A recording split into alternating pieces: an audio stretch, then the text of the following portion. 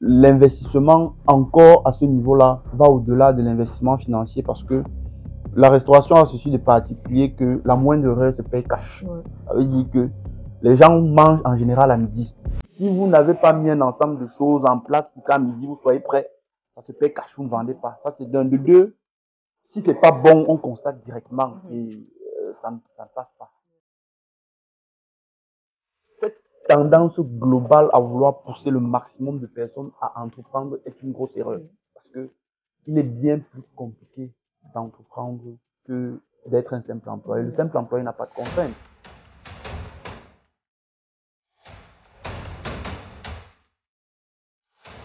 Ces temps-ci, je suis en train de développer le concept de minimal viable equipment. Ça veut dire, prenez le minimum de ce qu'il faut pour faire ce que vous avez à faire. Et ce n'est que quand ça va marcher et que vous allez vous rendre compte que c'est viable, que vous vous retrouvez en train de faire des lancements en grande forme. Sinon, bon.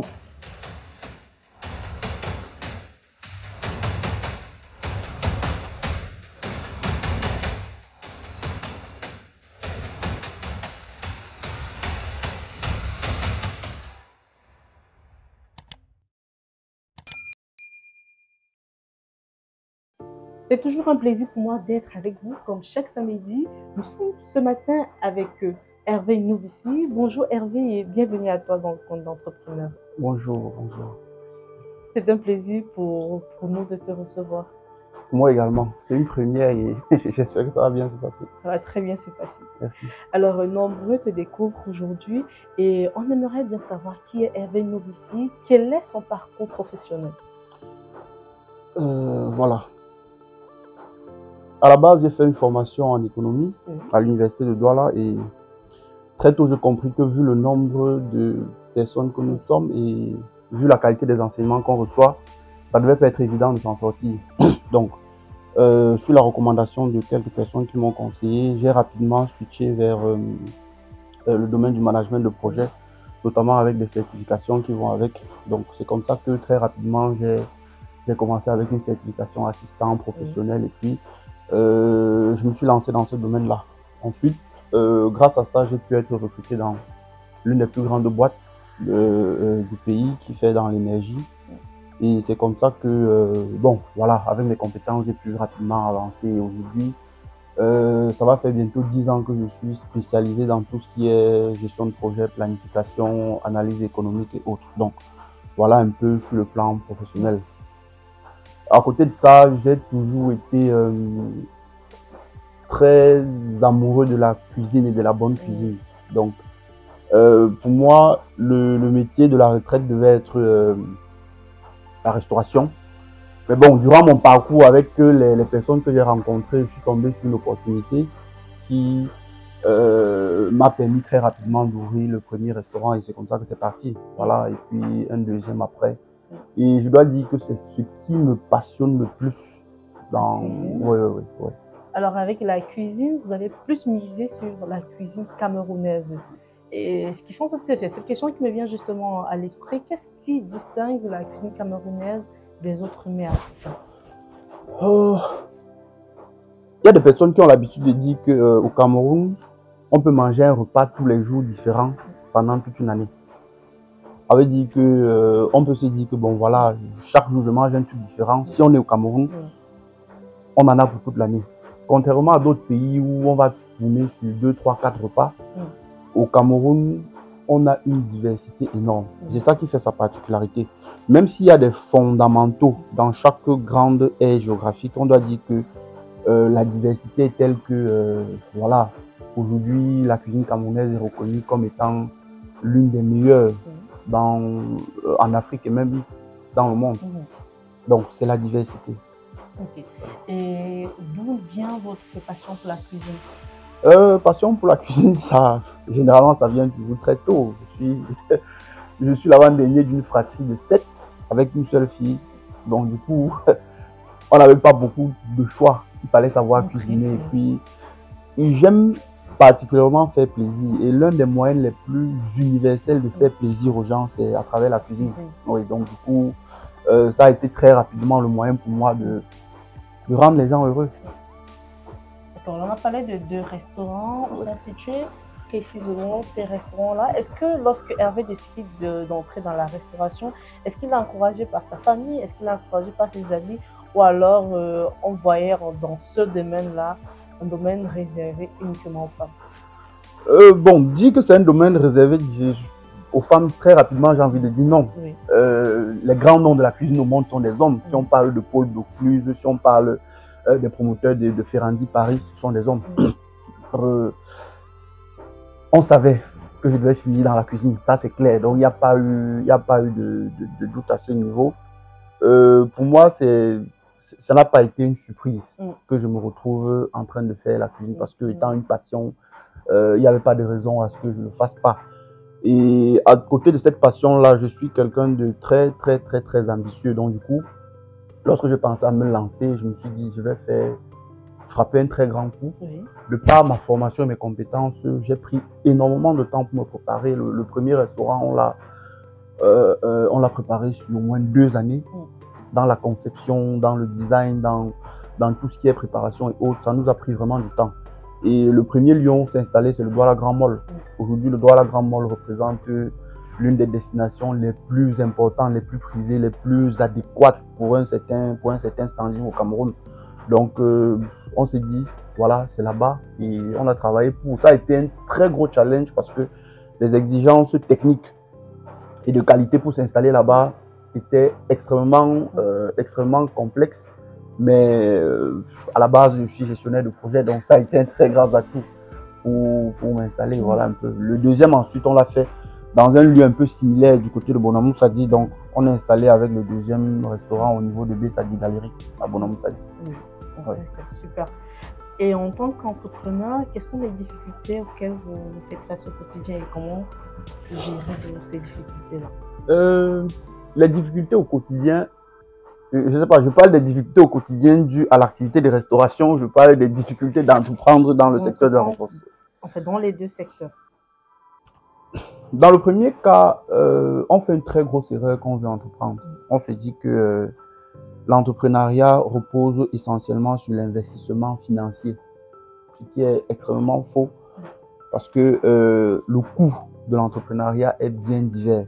Au-delà de l'argent, il y a ce que ça vous coûte en termes de relations, ce que ça vous coûte en termes de temps passé avec les enfants, ce que ça vous coûte sur le plan professionnel si vous n'êtes pas prêt, ce que ça vous coûte sur le plan social parce qu'il y a parfois des engagements que vous ne réussissez pas à tenir toujours à cause de la nécessité de foncer avec votre business. Donc, les plus grosses difficultés au départ dans la mise en place du projet et au départ dans son suivi quotidien a été cet investissement-là. On ne prend pas toujours en compte au départ ce que ça va nous coûter d'être obligé de nous lever à 5 heures, même si on n'a pas du tout envie de se lever. On ne prend pas toujours en compte ce que ça coûte de ne pas être avec sa famille et ses enfants le 24-25 décembre ou pendant le réveillon annuel, parce qu'on doit être porté sur le business. Parce que si on n'y est pas, on ne fonctionne pas. On ne prend pas toujours en compte le coût des relations parce qu'on ne va pas toujours s'accorder avec nos partenaires, avec nos fournisseurs, avec nos créanciers. On ne prend pas ça en compte et à un moment, c'est difficile. Maintenant, après, particulièrement pour la restauration, l'investissement encore à ce niveau-là va au-delà de l'investissement financier parce que la restauration a ceci de particulier que la moindre erreur se paye cash. Ça veut dire que les gens mangent en général à midi. Si vous n'avez pas mis un ensemble de choses en place pour qu'à midi vous soyez prêt, ça se paye cash, vous ne vendez pas. Ça c'est d'un. De deux, si c'est pas bon, on constate directement et ça ne passe pas. Contrairement à d'autres trucs où on peut constater, puis non, c'est cash. Donc, il faut être extrêmement pointu sur le plan du management opérationnel, qui est différent du management classique ou alors du management de projet qui, lui, est un peu plus anticipatif. Ici, c'est vraiment du tic au tac. Il faut être prêt, il faut être alerte, il faut pouvoir analyser, il faut pouvoir s'adapter rapidement. C'est ça la particularité. Alors, je vais revenir sur un de vos points. Vous avez dit que l'entrepreneur, c'est celui-là qui se lève à 5 heures du matin. Et ça tombe bien parce que je parlais avec une employée ce matin également. Et elle me faisait comprendre que l'inconvénient de travailler pour quelqu'un, c'est qu'il faut se réveiller tôt. Or, avec vous, on apprend que l'entrepreneur il se réveille même parfois avant l'employé. Comment est-ce qu'on peut expliquer cela en fait? C'est ça la réalité du terrain en fait. Pour moi, cette tendance globale à vouloir pousser le maximum de personnes à entreprendre est une grosse erreur. Parce que il est bien plus compliqué d'entreprendre que d'être un simple employé. Le simple employé n'a pas de contraintes. Il peut, lui, il va se lever tôt parce qu'on lui a demandé de se lever tôt. Mais l'entrepreneur doit se lever tôt parce qu'il n'a pas le choix. Ça veut dire que l'employé peut un matin se dire je ne me lève pas et il ne le fait pas. Mais l'entrepreneur, lui, il ne se lève pas et il continue comment? Il règle les fournisseurs comment? Il sert les clients après comment? Il n'y a pas de choix. C'est ça la différence en fait. Vous avez justement dit que vous êtes spécialisé également dans le management des projets. Comment est-ce que votre cabinet soutient ou alors conseille les jeunes entrepreneurs porteurs de projets? Bon, il faut dire que mon cabinet conseil et formation en management de projet est plus orienté vers l'accompagnement de grosses entreprises. Donc, la plupart des contrats que nous avons sont avec des entreprises qui ont une certaine aura, des multinationales et autres. Les jeunes entreprises qui n'ont pas toujours les moyens, je ne pense pas qu'ils puissent régler mes factures. C'est pas évident. Donc, ce qu'on fait en général, c'est que on a des activités de volontariat, on a des activités de coaching pour aider, pour apporter un peu ce qu'on sait en termes de management de projet pour ceux qui veulent bien. Mais particulièrement pour cette activité-là, nous sommes plus orientés. C'est votre positionnement? C'est pas notre positionnement, c'est l'orientation du marché. Parce que nous faisons dans l'accompagnement, dans la structuration des projets, leur maturation, les analyses économiques, les priorisations, les sélections. Nous faisons dans l'accompagnement, dans l'élaboration des business cases, des chartes de projet. Nous faisons dans la formation des gestionnaires de projets même pour pouvoir mieux gérer les projets. Nous faisons dans tout ce qui est business analysis, planification avec Microsoft Project, analyse des données avec Excel et autres. Donc, les petites entreprises n'ont pas toujours ce besoin-là. Donc, du coup, notre cible est plus celles qui ont un certain volume d'activité et qui peuvent avoir besoin de ça. Est-ce qu'aujourd'hui, concernant la restauration, est-ce qu'aujourd'hui vous conseillerez à un jeune de se lancer dans cette activité? Est-ce que c'est vraiment rentable? Tout est rentable. Il n'y a pas d'activité qui ne soit pas rentable. Tout est rentable. Il faut seulement savoir comment la rentabiliser. Conseiller des gens de se lancer dans la restauration. À la base, la restauration, c'est l'une des activités qui marche en général le mieux. Maintenant, quand on le fait bien, c'est encore meilleur. Mais, comme je l'ai dit au départ, je ne suis pas de ceux qui encourageraient tout le monde parce que je sais ce que je vis, je sais ce que ça m'a coûté. Si quelqu'un est prêt à se retrouver en train de marcher et parler seul, bon, il peut se lancer. S'il est prêt à payer le prix.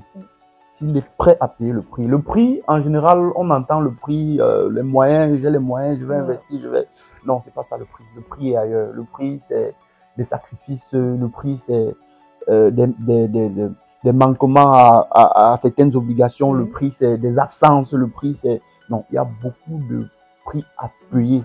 S'ils sont prêts à payer le prix, voilà, ils se lancent. Mais s'ils ne peuvent pas payer le prix, c'est mieux de faire sa carrière tranquillement et puis gagner son gagne-pain, ça va. Ok, on a parlé de savoir rentabiliser le projet, mais est-ce que vous pouvez justement donner quelques astuces à tous ceux-là qui nous regardent? Comment rentabiliser son projet?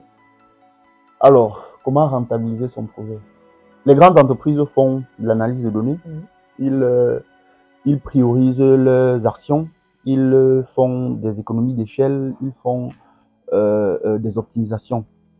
C'est possible également à petite échelle. Mais pour ça, il faut avoir les outils et les moyens de le faire. Donc du coup, parce que ce n'est pas toujours accessible, les outils pour faire ces analyses ne sont pas toujours accessibles, les données ne sont pas toujours disponibles. En général, il y a des principes à respecter lorsqu'on se lance dans l'entrepreneuriat.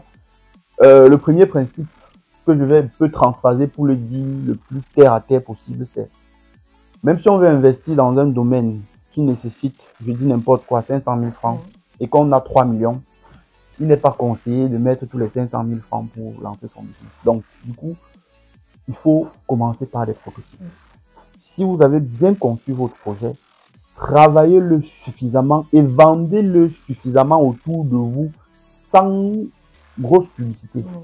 Ça veut dire que si votre frère n'est pas capable d'acheter votre produit, ça veut dire que ça ne sert à rien d'aller sur le marché. Donc, lorsqu'on l'a suffisamment travaillé, il faut faire des prototypes.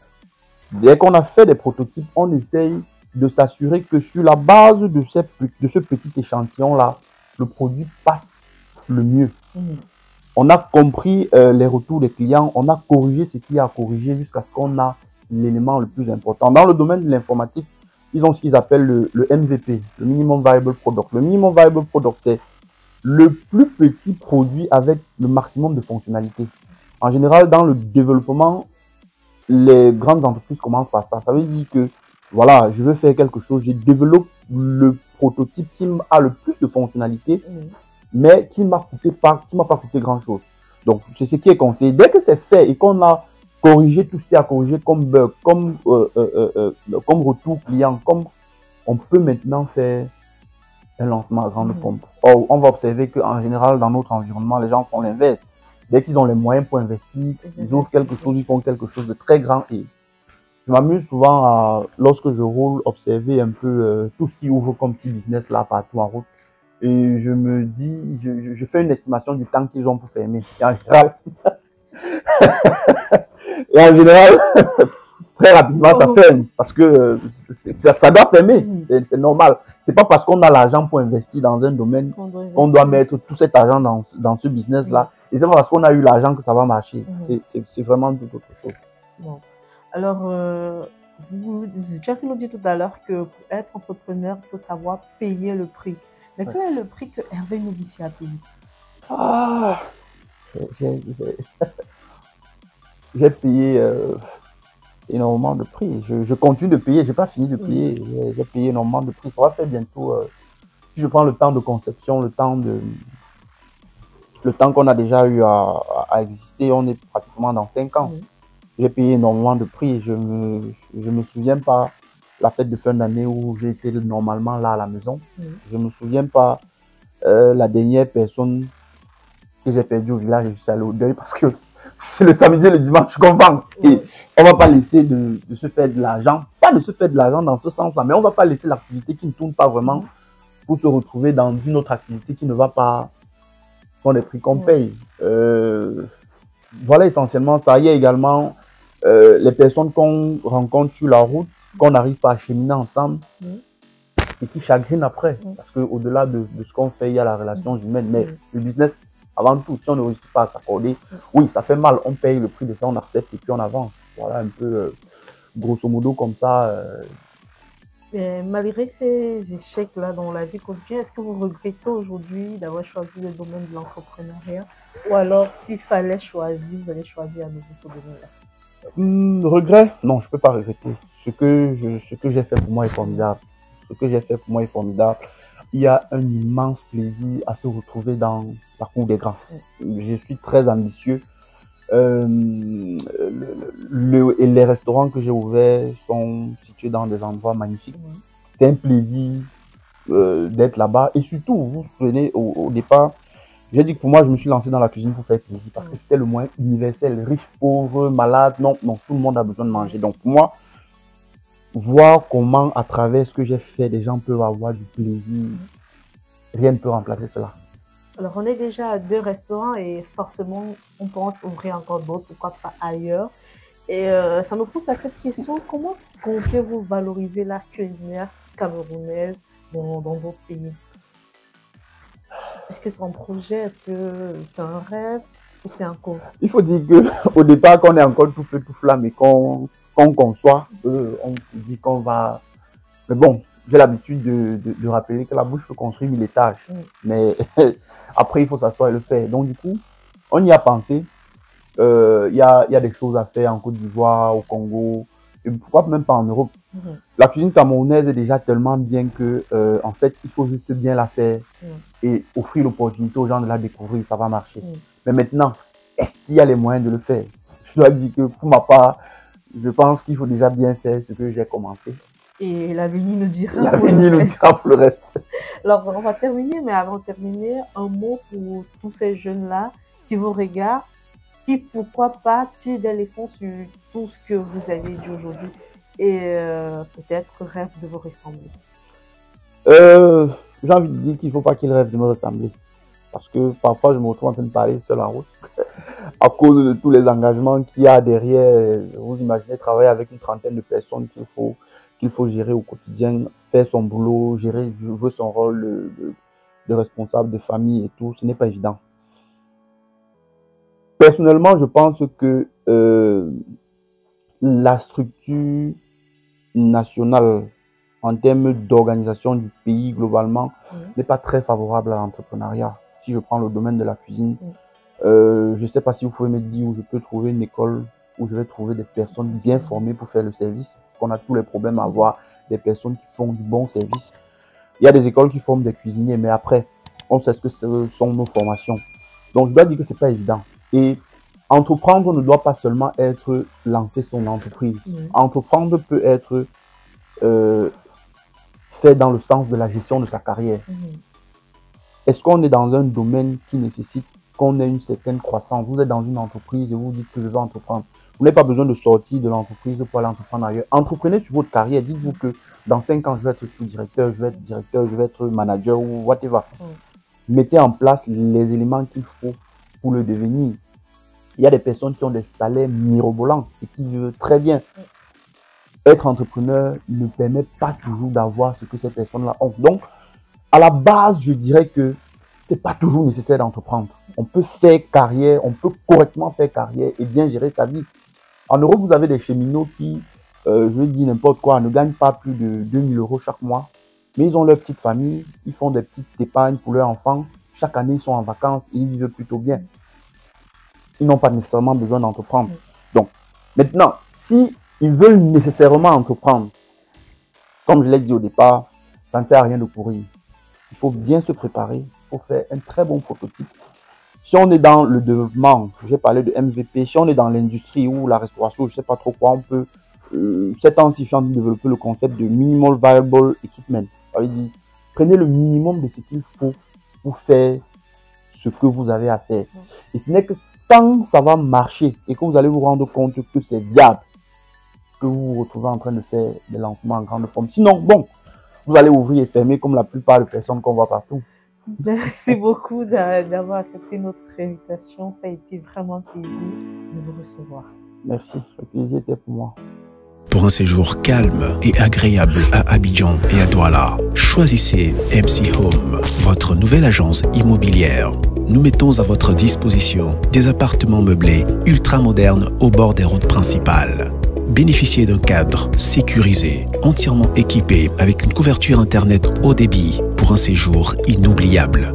Réservation au Cameroun, plus 237 676 05 17 87. En Côte d'Ivoire, plus 225 07 88 75 24 07. MC Home. Faites comme chez vous.